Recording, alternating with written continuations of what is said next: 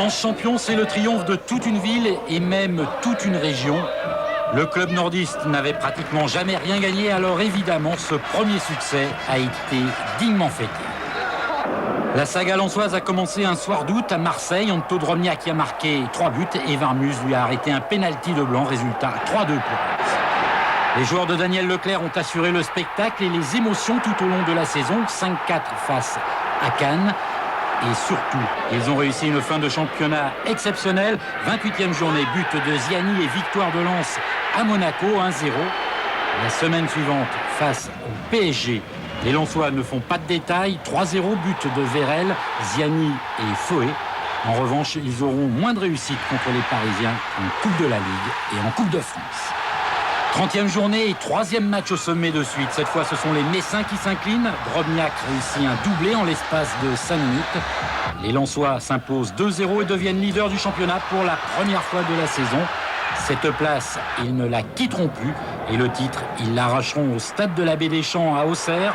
Ce but de Johan Lachor permet à Lens de réussir un résultat nul, 1 face aux Bourguignons. Gervais Martel, Daniel Leclerc, l'équipe, le public, tout le monde est aux anges.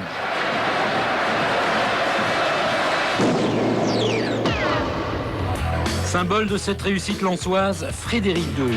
Il n'a marqué qu'un but cette saison, mais il a littéralement explosé.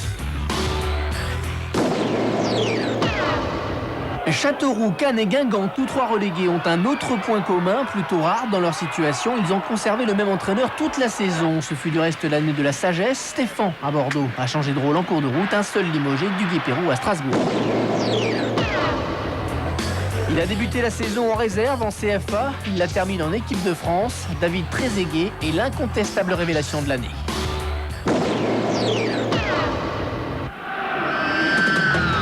Pas toujours gâté par les images, et pourtant c'est bien connu, la France dispose d'un réservoir de gardiens de qualité.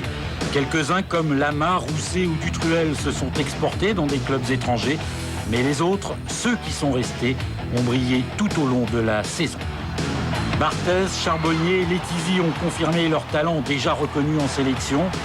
D'autres, comme Ramé, Coupé, Hurtebise, Fernandez ou Frey, se sont révélés. Avec Varmus, Durand ou encore les étrangers Kopke et Wenzel, le spectacle a souvent été assuré par les gardiens.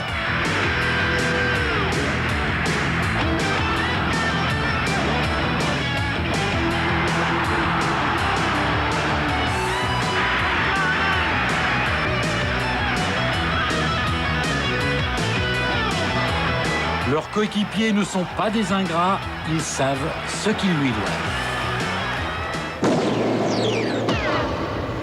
Particulièrement à l'honneur dans ce florilège de l'année, le spectaculaire gardien bastier Éric Durand.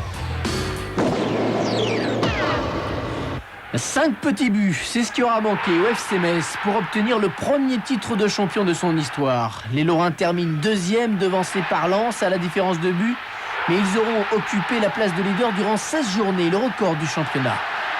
Les hommes de Joël Muller ont animé la saison grâce à un football spectaculaire et leurs fortes individualités. Pires, bien sûr, mais aussi l'emblématique capitaine Kastendutch, Rodriguez, Lukic, Blanchard ou Boffin. Si Bastia fait partie de ceux qui sont repartis vainqueurs de Saint-Symphorien, les Messins ont été intraitables face aux gros cylindrés. Tour à tour, Monaco, Paris, Marseille ont été battus en Lorraine. Les Grenats n'auront en fait manqué qu'un match au sommet contre Lens. Ce fut le match de trop. Mais il laisse une magnifique impression. Mais c'est aussi un certain esprit qui inclut, comme à Lens, le respect du public et de l'adversaire. Les hommes du président Carlo Molinari ont remporté le challenge du fair play. Ce n'est pas leur plus mince mérite pour une saison de toute façon inoubliable. 7 buts cette saison, dont celui-ci contre Lyon. Yann Lachuer, l'Auxerrois, a été l'une des révélations de ce championnat.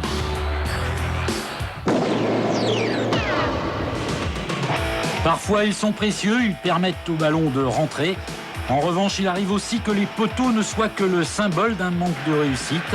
Image en cascade de ces tirs qui n'ont pas eu la chance d'aller au fond des filets.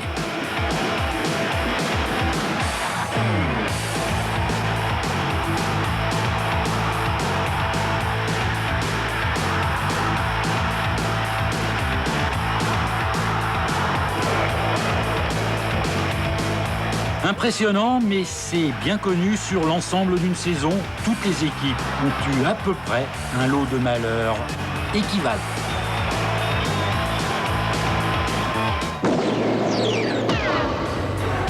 « 47 buts en 57 rencontres officielles, 21 buts en championnat. Stéphane Guivarch, l'Auxerrois, décroche pour la deuxième année consécutive le titre de meilleur buteur du championnat.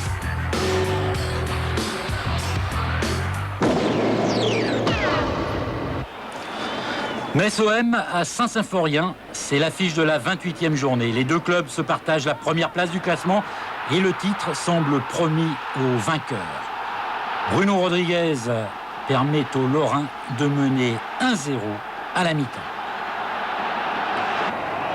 Égalisation marseillaise dès le début de la deuxième période sur cette reprise de Fabrizio Ravanelli. La rencontre est exceptionnelle et Rigobertson, lui, est magique. Il réussit le plus beau but de sa carrière. 2-1 pour Metz. 5 minutes plus tard, nouvelle égalisation de l'OM suite à un corner de Gravelaine, tête plongeante de Brando, 2-2. Souvent les matchs au sommet sont décevants, cette fois ce n'est vraiment pas le cas. Les deux équipes se battent pour gagner et finalement c'est Bruno Rodriguez qui inscrit le but de la victoire lorraine, 3-2, somptueux. Laurent Blanc, défenseur d'abord, mais également buteur. 11 fois il a trompé les gardiens adverses, c'est le prototype même du footballeur complet. Les années se suivent et se ressemblent dans la capitale. Fringant au printemps, le PSG n'aime décidément pas l'hiver et cale à l'arrivée des premiers froids. Battu 5 fois à domicile, le PSG a vécu une saison bien tumultueuse, riche en mauvaises surprises, en colère du public et en atermoiements sportifs. Malgré son énorme budget et ses stars, le PSG termine à la 8e place, sa plus mauvaise performance de l'ère moderne.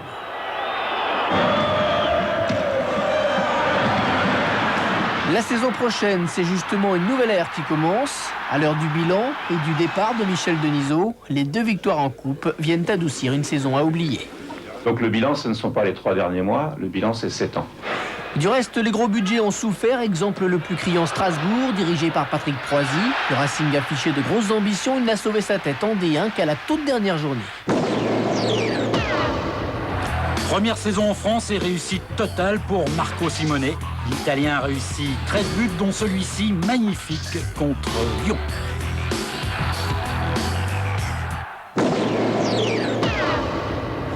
Brevet de sauvetage avec mention pour le Lyonnais Ghislain Anselmini, auteur des 2 plus beaux sauvetages sur la ligne de l'année.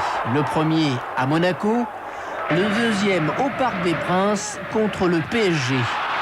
Ce ne sont pas toujours les gardiens de but qui sont les derniers défenseurs. En voici de multiples exemples.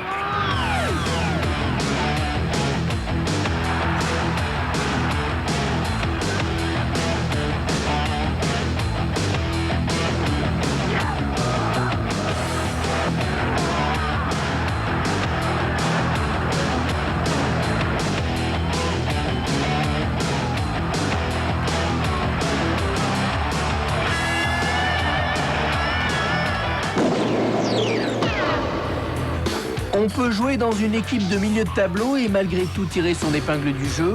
Numéro 10 du Havre, Vicage Dorasso a éclaboussé le championnat de son talent. Dans les années à venir, il deviendra probablement l'un des grands joueurs français. Rendez-vous l'année prochaine à Lyon, puisque Dorasso quitte le Havre, le cœur plein de souvenirs.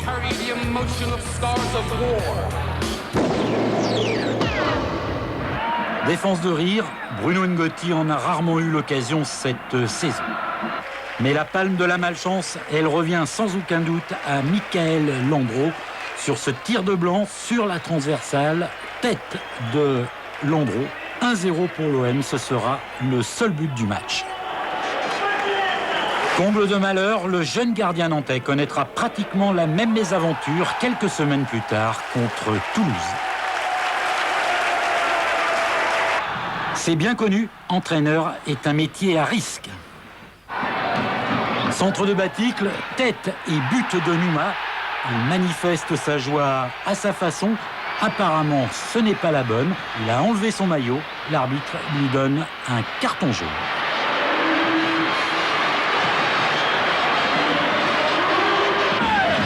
Plus malin, Titi Camara, après ce but marqué à Bastia, il retire son maillot, mais lui en avait prévu un deuxième. Il peut donc l'offrir au public, le tout sans avertissement. Pas drôle tous les jours d'être arbitre. Monsieur Glochon ce soir-là était sans doute dans un mauvais jour. Ça fait réagir les entraîneurs. J'ai plus de salive. J'ai plus de salive. Et sourire les joueurs.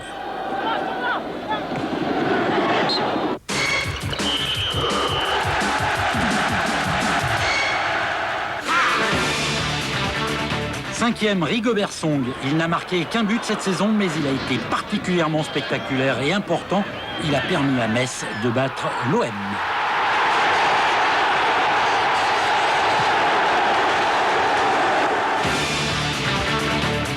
Pour un petit centième de mieux, Fabrizio Ravanelli a pris la 4e place grâce à ce tir en pleine lucarne. Super.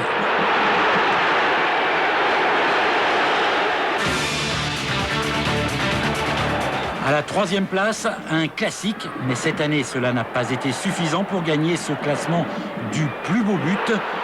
Retourné de Martin Djetou, le Monégasque.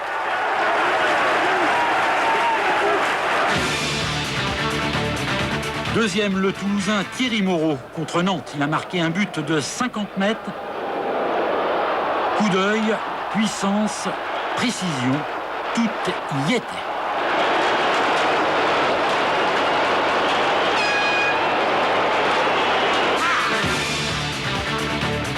Enfin, lauréat et net vainqueur de ce top but avec 8,82. Le Brésilien du Paris Saint-Germain, Rai. Somptueuse talonnade face au Lensois, futur champion de France. C'est sans doute le plus beau but de sa carrière.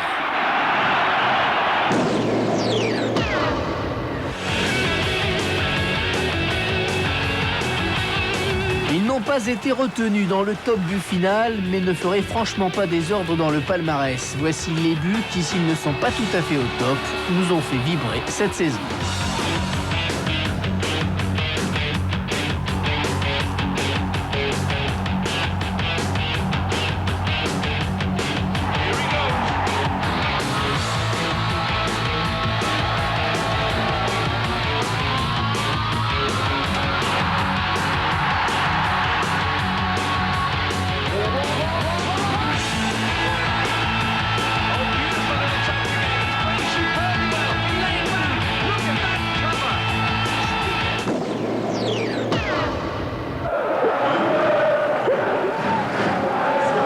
Merci Rai.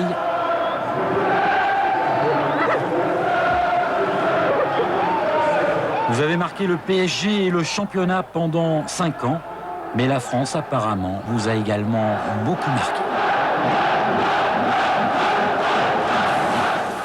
Certains auraient pu être ici, ils sont à la Martinique, il n'y a pas de Lensois en équipe de France. Fabrice David a donc pris l'aéroplane cette semaine pour y rencontrer les 100 et or, et en particulier Daniel Leclerc. À notre arrivée à la Martinique, une surprise. Les joueurs lensois sont seuls, entre eux, sans Daniel Leclerc, dans un hôtel touristique du sud de l'île. Au programme piscine, promenade, Rome. En fait, il faut aller à 50 km de là, dans un petit hôtel, pour retrouver Daniel Leclerc, qui se repose en couple et se livre un peu. Moi, je reste fidèle à mes idées, la simplicité, l'humilité. Je voulais beaucoup de calme. Ce qu'on retrouve ici, c'est vraiment ce que j'aime. Et ça a été un petit différent ou... Ah, pas du tout. Aucun différent. Il n'y a aucun problème entre Leclerc et ses joueurs, simplement une façon différente de décompresser après le titre. Ils se retrouvent à l'entraînement devant des spectateurs enchantés de voir jouer les champions de France. Si jamais un jour ils voudront faire un petit match contre nous, ce sera un plaisir de jouer contre eux. Comme ça on pourra voir ce qu'on sait faire aussi. Vous aimez le foot ici? Ah ouais, après on regarde comment je suis habillé là. Ici, il y a des footballeurs. Ouais, beaucoup. Femmes, hommes, footballeurs.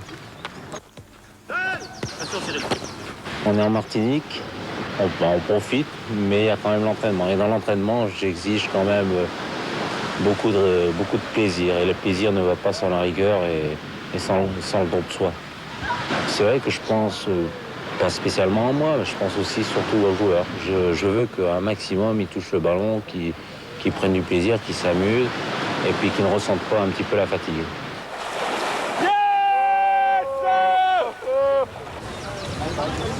Vous êtes fait pour être un chef, quoi, finalement.